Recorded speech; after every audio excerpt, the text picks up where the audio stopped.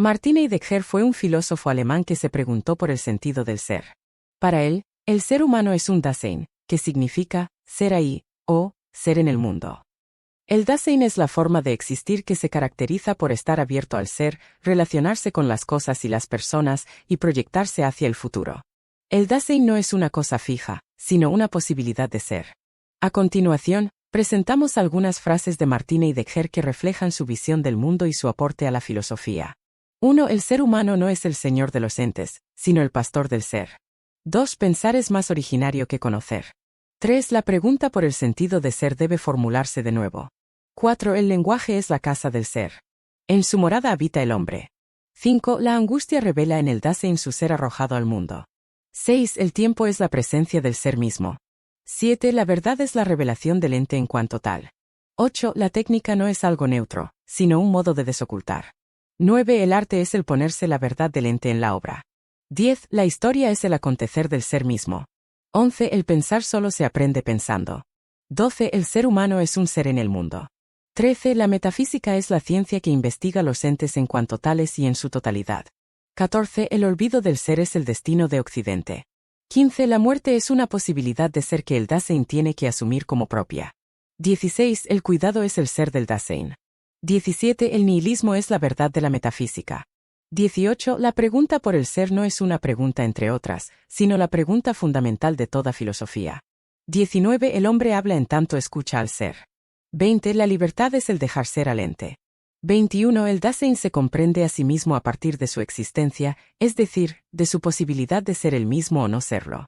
22. La nada no es lo contrario del ente, sino lo otro del ente. 23. El pensar poético conduce al hombre al umbral de lo sagrado. 24. La autenticidad no significa otra cosa que estar y permanecer ante sí mismo. 25. El mundo no es una suma de cosas, sino un horizonte de sentido.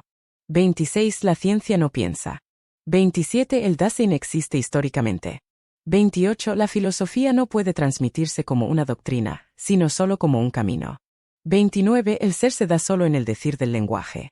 30. La pregunta por el sentido de ser no puede responderse con una definición, sino con una indicación formal. 31. El Dasein se encuentra siempre ya en un estado anímico determinado. 32. La comprensión del ser pertenece al modo de ser del Dasein.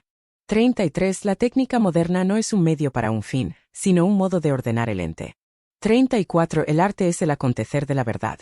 35. La historia del ser es el destino del ser.